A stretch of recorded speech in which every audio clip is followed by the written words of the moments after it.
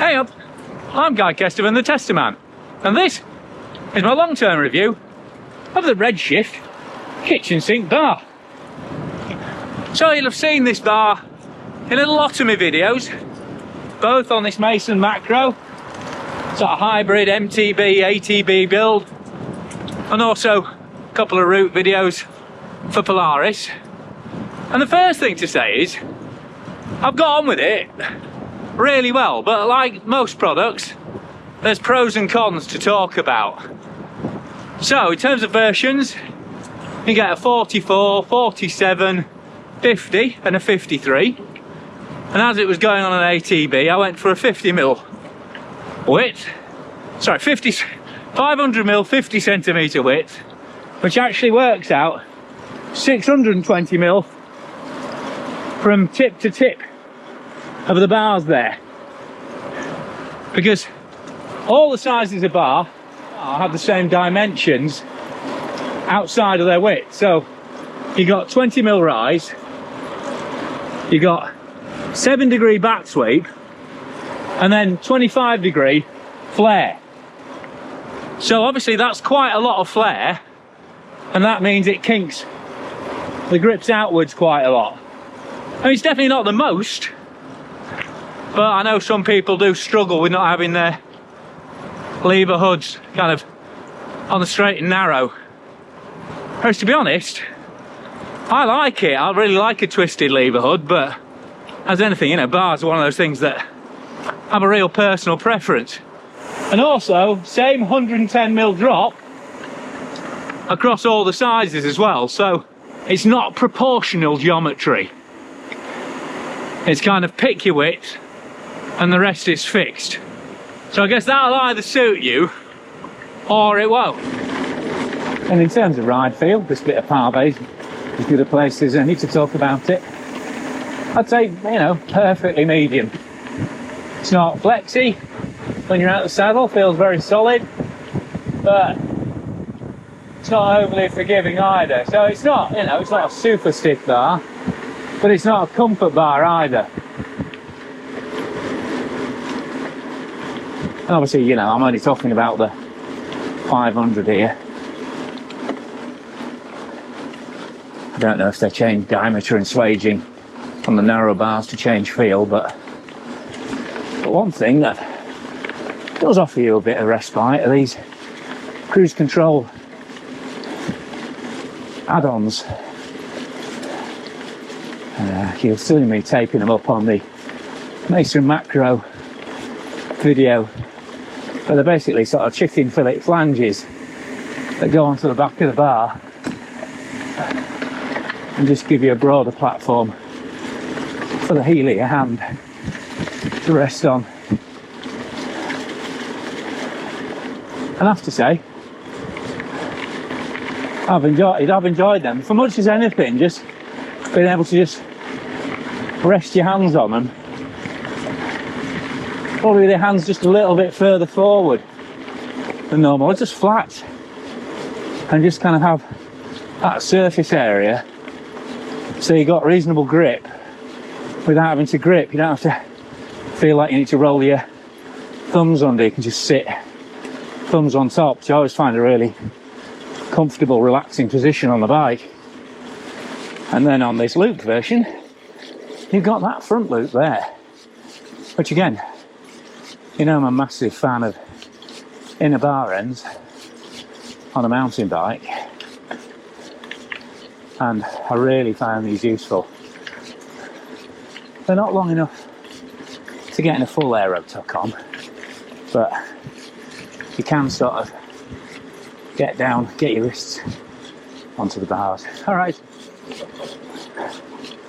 The only thing I would say is there's very little rise compared to the top of the bar.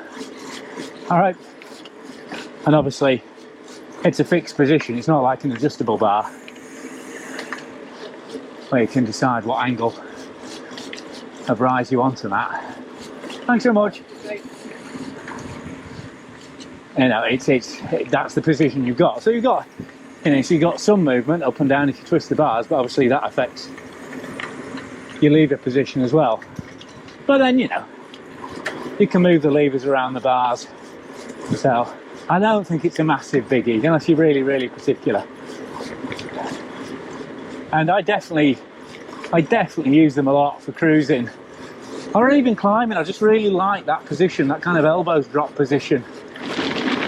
And then, well, 500mm gives you a decent amount more leverage than a normal road gravel bar anyway.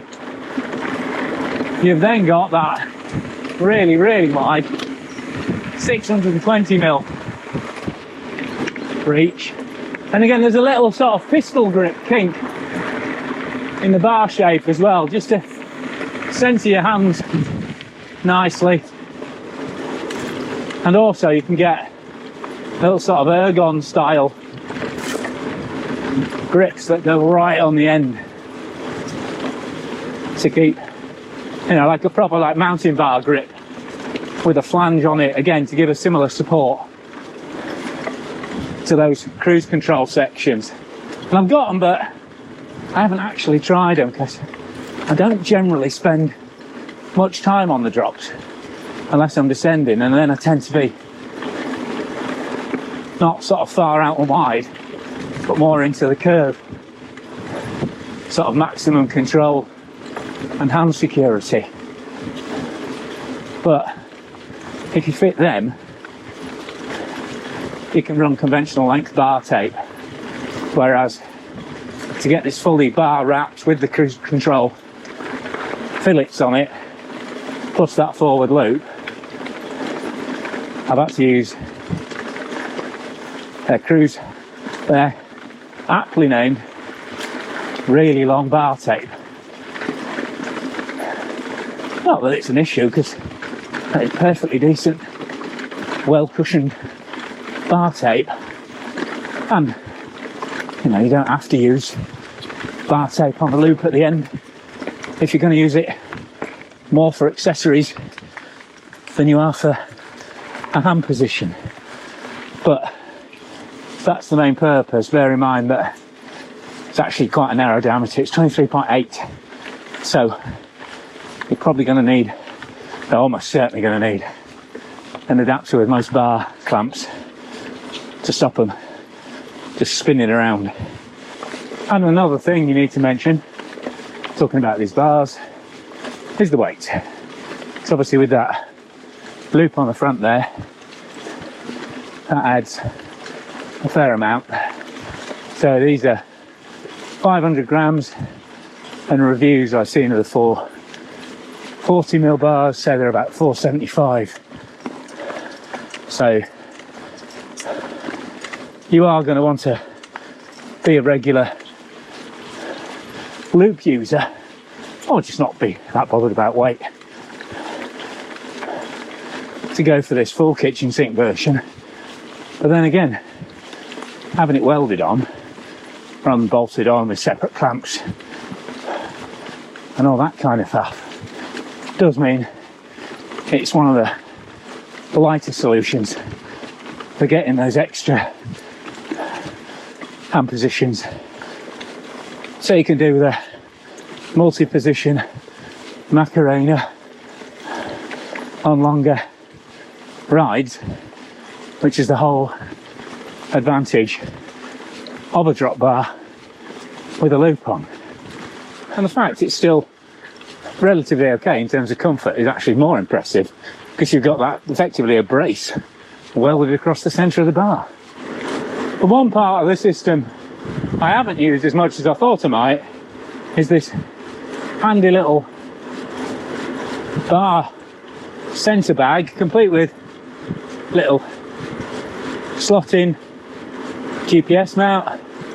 It's all very nicely made. You've got big loops for unzipping it as well, so it's all one-handed operation, and it's expandable, so you can store a fair amount in it. The trouble was, when it's on the bars, I found you can't really get your thumb inside, so you're clinging onto the outside, which is okay on smooth stuff if you're not pushing the pace, but it doesn't feel quite as secure. So you are trading some useful very convenient carrying capacity for a bit of security on those loop bars if you go for that as an additional extra.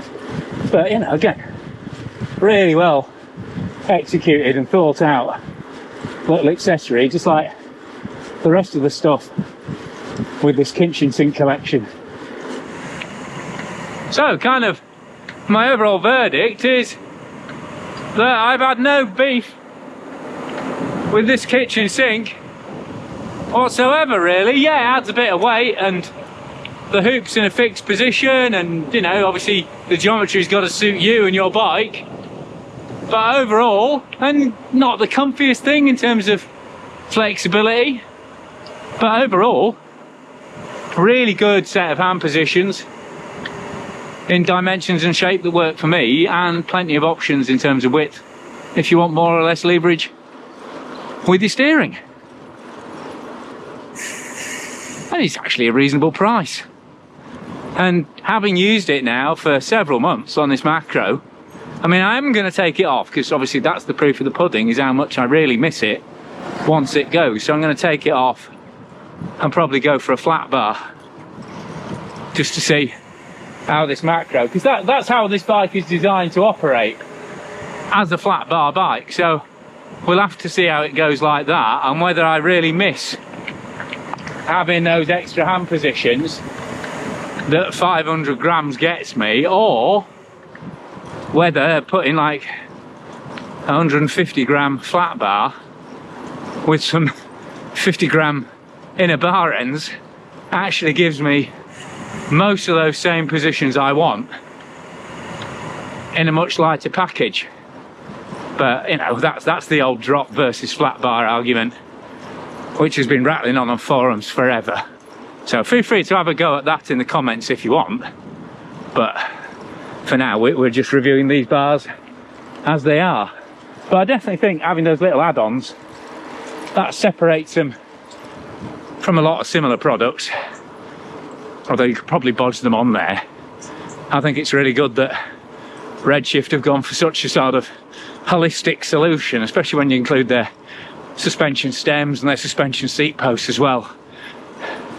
You're potentially looking at a really good comfort increasing package for distance riding if you've got a problem with a punishing bike. But for now, if you enjoyed this, be so kind as to give it a thumbs up, like, that'd be grand. Tell your mates. There's an old bearded bloke talking about things you can do to your gravel or mountain bike that might make it better or worse. Subscribe if you haven't subscribed. Click for notifications, and either a sign up on Patreon or a gift via YouTube would be supremely welcome to support the channel. But as it is, hope you've enjoyed coming along with me for a ride on the Redshift Kitchen Sink, the latest instalment of the Mason Macro Diaries. And yes, I'm sure the eagle-eyed amongst you will have noticed those are the new Fast Track and Air Track tyres from Specialized, and the new Restrap Click Fast, Click On from Panniers. And there will be reviews of them coming up shortly, but just need to get a few more miles on more mixed surfaces before I can give a proper review on them.